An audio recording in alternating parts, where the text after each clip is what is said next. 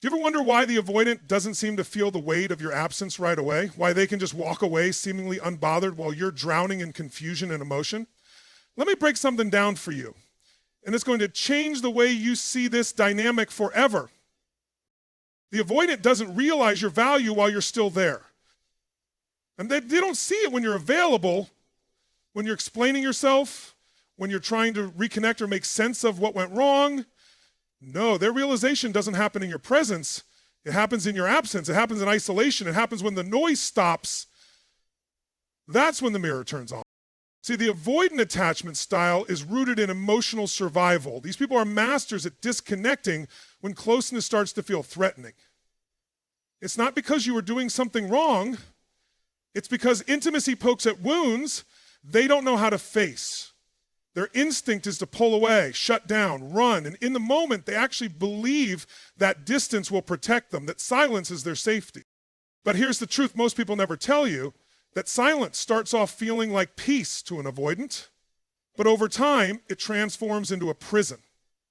In the beginning, they feel relief. You're not texting, you're not calling, you're not confronting. It feels like they've regained control. But what they don't realize is that you've just created the perfect environment for awareness to creep in, not on your timeline, but on theirs. And here's the kicker. Avoidants don't wake up from logic. They wake up from loss. When you were chasing them, when you were emotionally available, they couldn't see your worth because their walls were up. Your presence was filtered through their fear. But when you're gone, truly gone, they're forced to sit with something they've spent their entire lives avoiding, their own mind. That quiet space becomes the breeding ground for truth, for regret, for self-confrontation. The very detachment they use to escape you becomes the same detachment that exposes their own emotional emptiness. You think they're fine just because they're not reaching out. Think again. Avoidants don't process pain outwardly, they internalize it. They compartmentalize it, but it leaks into their work, into their sleep, into their mental clarity, and suddenly the one thing they thought they needed, space, becomes the weight they can't carry.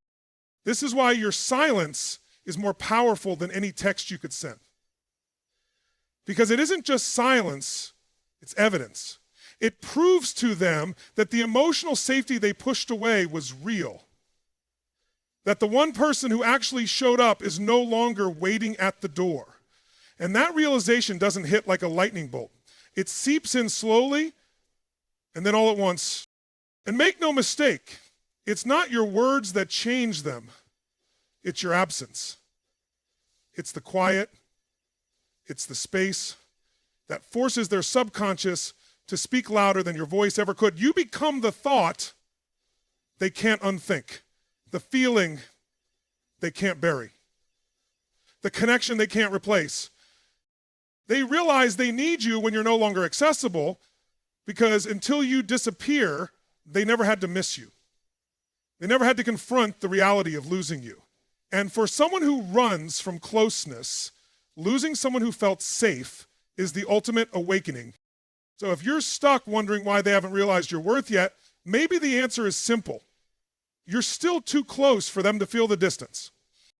Let them sit in the silence. Let them wrestle with it. Because in that stillness, truth has no place to hide. Sometimes the most powerful thing you can say is nothing. Let's talk about ego, because the avoidance ego is the armor they wear to survive emotional vulnerability. And that ego, it's not just about arrogance or pride. It's deeper than that. It's how they maintain control in relationships without ever having to expose the raw, unhealed parts of themselves. But what happens when you stop feeding it? Avoidants are addicted to emotional distance, not because they don't care, but because closeness threatens their inner stability. When someone gets too close, when they feel emotionally seen, they begin to panic, not outwardly, but internally. So they create emotional barriers. They pull back, they withdraw affection, attention, and eventually communication. But they do it in a way that still keeps them in control. They want the power dynamic tilted in their favor. And as long as you're trying, texting, explaining, apologizing, waiting, they feel safe in that position. Not emotionally safe, egoically safe. They know you'll reach out, they know you'll check in, they know you'll be there, even after the coldness, even after the disappearing act. And that knowing becomes fuel for their ego. It reinforces the belief that they don't need to change, they don't need to apologize, and they don't need to face the discomfort of growth. Because you're still orbiting them. You're still emotionally invested, still available. But what they don't expect, which shocks the system, is when you stop feeding that pattern. When you go silent, not to manipulate, but because you finally awakened. You stop giving them the reassurance they never gave you. You stop trying to decode their behavior. You stop showing up for someone who never truly met you in the middle. And in that moment, their ego takes a hit it never saw coming. You got to understand, this kind of silence isn't just the absence of words. It's the collapse of their illusion of control. And that's terrifying to an avoidant. Why? Because it forces them to sit with the one thing they've been avoiding their entire life. The fear that they are not emotionally self-sufficient, no matter how hard they pretend to be. When the ego no longer gets fed by your attention, it panics. Because that attention wasn't just a compliment to their confidence. It was the core of their stability. You were the emotional anchor they pretended not to need. You were the safe place they silently relied on. And when that disappears, they don't just feel confused, they feel exposed. Now, here's where it gets even deeper. When you stop chasing, you force the avoidant to confront an unfamiliar truth, that your presence was never the problem, their inability to receive it was. And that realization, if it hits, is painful. Because now they have to question not just your worth, but their behavior, their belief system, their entire relational identity. That's the moment transformation begins. Not always immediately, not always visibly, but the seed is planted. The story in their mind begins to crack. They start questioning why the person they thought would always be there suddenly isn't. And they begin to understand that what they perceived as power was actually avoidance. And what they perceived as weakness in you, your vulnerability, your love, your consistency, was the very strength they were afraid to possess.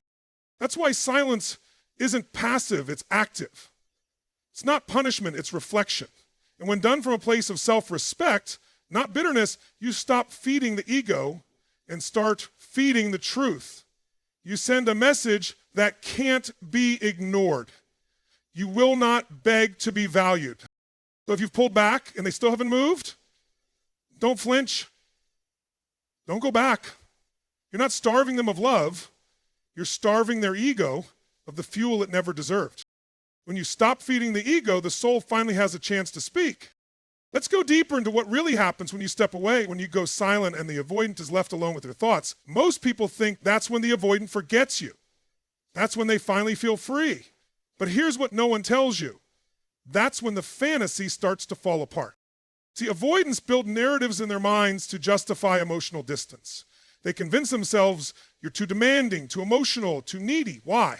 Because if they painted you as safe, as supportive, as deeply loving, they'd have no excuse to run. So instead, they distort reality. They twist who you are to protect their emotional boundaries. It's not conscious. It's not malicious. It's psychological survival. But here's where it gets interesting. The fantasy they created about you, it only works when you're around to argue with it. When you're still in their life, they can hold on to their version of the story because your presence triggers their defenses. They see your love as pressure, your communication as confrontation, your care as control. But the moment you pull back, the narrative loses its foundation. Now they're alone. And in that solitude, without your energy to react to, something unexpected happens. The illusion starts to break. The story they told themselves about you being too much starts to feel thin, hollow, unconvincing. And slowly, the truth begins to rise from underneath the distortion. They remember how patient you were, how you listened even when they shut down, how you held space for their moods, their inconsistencies, their withdrawals. And suddenly, they're not looking at the version of you they built out of fear. They're starting to see the real you, the one who didn't walk away when things got hard, the one who asked for clarity, not control, the one who loved them, not for who they pretended to be, but for who they really are.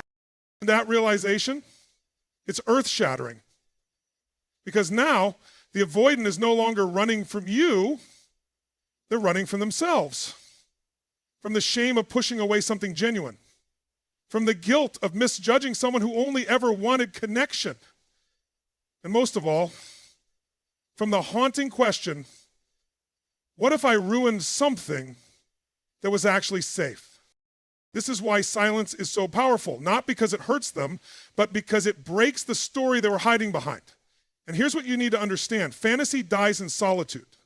When there's no one to blame, no one to project onto, no one to control the narrative with, they start confronting the truth. And the truth is this: you were never too much. You were too real. But by the time they reach that understanding, you're no longer where they left you. You've grown. You've healed.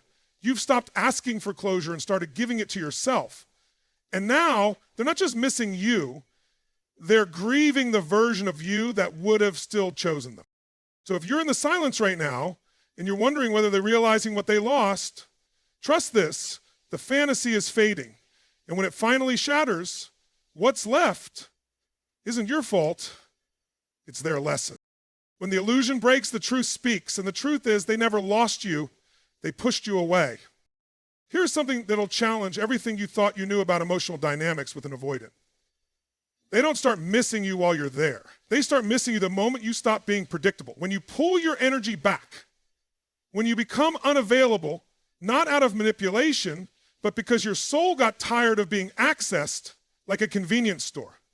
That's when the psychological shift happens. That's when they start thinking about you in a way they never have before. You see, avoidants are wired to subconsciously devalue what feels too accessible. It's not that they don't care, it's that their nervous system equates consistency with threat.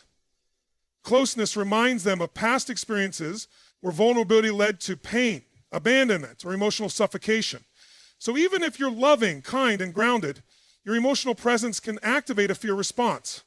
And that fear turns into withdrawal, detachment, and emotional shutdown. Not because of you, but because of what you trigger. Here's the paradox. The more available you are, the less they register your presence. It blends into the background. You become part of the emotional scenery, safe, constant, and overlooked. But the moment you pull back, when the texts stop, the calls fade, your energy retracts. Something hits them that they can't explain. Suddenly the quiet feels loud, the stillness feels unfamiliar. And that unfamiliarity begins to stir something deeper than awareness. It stirs longing. You were always there, so they never had to reach. They never had to question, never had to wonder. That lack of uncertainty created a false sense of security, not in the relationship, but in their control of it. You showing up consistently meant they didn't have to. But the moment that dynamic changes, their brain gets confused. Wait, where did she go? Why isn't she reacted? Is she done? Is she over it? And that's the exact moment you shift from being a comfort they took for granted to a mystery they can't stop thinking about. Because here's what's really going on underneath the surface. When you become less available, you unconsciously trigger the very fear they projected onto you. Now they're the ones sitting with uncertainty. They're the ones wondering if they're losing something meaningful. And that anxiety is something they're not used to processing because they've always had the upper hand. But emotional power dynamics are fluid. And when you stop showing up for the version of them that won't grow, you cause their emotional system to reboot.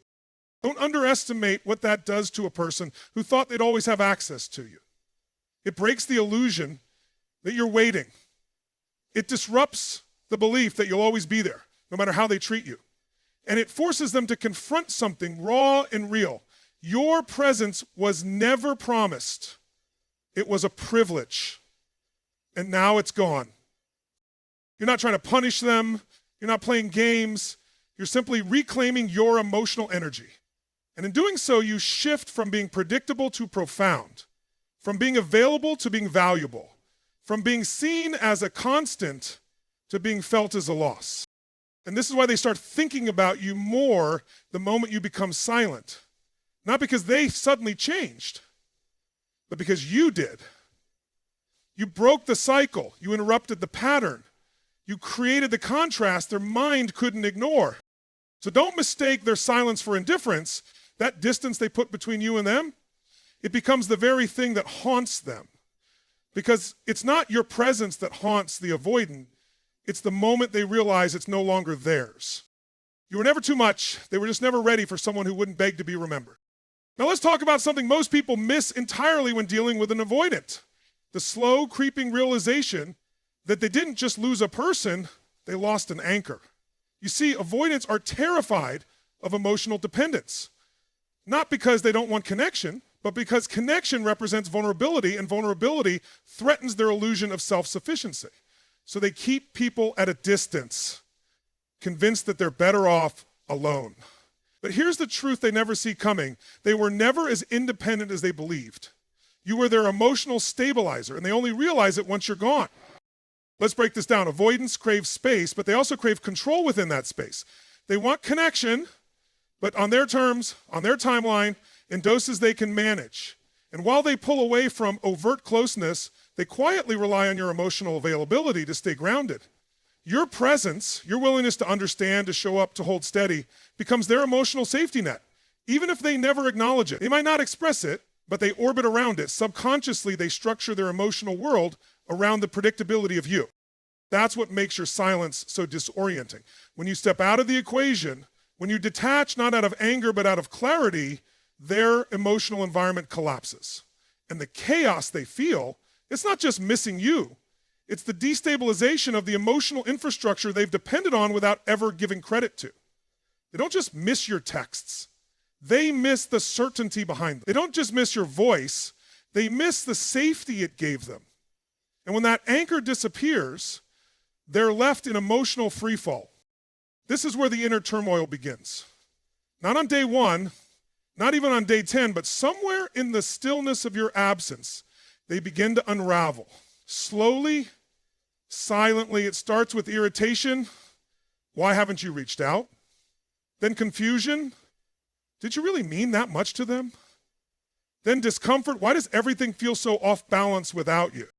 Because the truth is your love wasn't noise, it was structure. It was the thing holding up what they convinced themselves they built alone. Now here's where the philosophical depth kicks in. The human psyche is wired for connection, even in those who fear it. Neuroscience backs this. Our brains are built to bond, and even those who push love away are shaped by its presence. So when love leaves, especially love that's been patient, consistent, and strong, it doesn't just vanish. It echoes, it lingers, it creates a vacuum. And that vacuum becomes unbearable for someone who thought they didn't need anyone. That's why avoidants often come back, not just to you, but to the version of themselves that felt secure with you. Not because they've suddenly healed, but because without you, they're forced to face what they've been avoiding all along, that the thing they pushed away was the very thing keeping them steady. Now, let me be clear. This doesn't mean you go running back. This doesn't mean you put your life on pause, waiting for them to realize your worth. It means you recognize the power of your absence, the transformational weight of your silence. You didn't walk away to be chased. You walked away to protect your peace. And in doing so, you became the mirror they couldn't avoid. So if they return, it's not because they suddenly changed overnight. It's because in the silence, they met a part of themselves they never knew existed, the part that needed you. And that's not weakness, that's awakening. The moment they feel your absence is chaos is the moment they realize your presence was their calm. There comes a point, usually long after the silence has settled, when the avoidant begins to realize something they've never wanted to confront. They didn't just miss you, they sabotaged the very connection that could have healed them. And this is where things get brutally real. Avoidants by nature are wired to self-protect. Their nervous system interprets closeness as danger, vulnerability as exposure. So they run, they shut down, they create distance. But they don't realize, in the process of running from pain, they're running from growth, from intimacy, from love that demands their participation. Because love, real love, isn't passive. It's not built on convenience. It's built on accountability. And that terrifies someone who's been emotionally hiding their whole life. Now here's the twist they never expected. Your silence didn't just disrupt the dynamic, it exposed their sabotage. And when that realization hits, it doesn't just hurt, it shatters them. Because now they're face to face with the truth. Not the fantasy, not the projection, but the undeniable fact that you were the one offering something real, You weren't the threat, you were the mirror. You reflected back their potential. You invited them into depth. You gave them a chance to evolve into someone who could receive love, not just avoid it, and they rejected it, not because of you, but because the old self wasn't ready to die. That's the brutal psychology of emotional avoidance. It's not that they didn't want you, it's that they weren't ready to become who they needed to be to keep you. And when they realize that, that's when the shame kicks in. Because they didn't lose you randomly, they lost you intentionally through silence, through resistance, through fear disguised as independence. And now they sit in the echo chamber of the decision they made. One you didn't force, but one they orchestrated through their own inability to rise. And it's in that moment of raw, piercing awareness that something cracks. That wall they built around their emotions, it starts to collapse under the weight of accountability. The realization that it wasn't just fate or bad timing or emotional incompatibility, it was self-sabotage.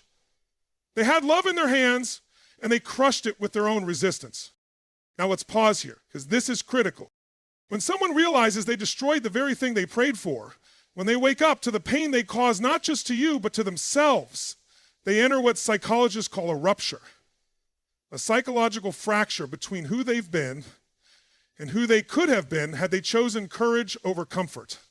And that fracture, it doesn't heal easily because it carries the weight of missed opportunities, of burned bridges, of unspoken apologies.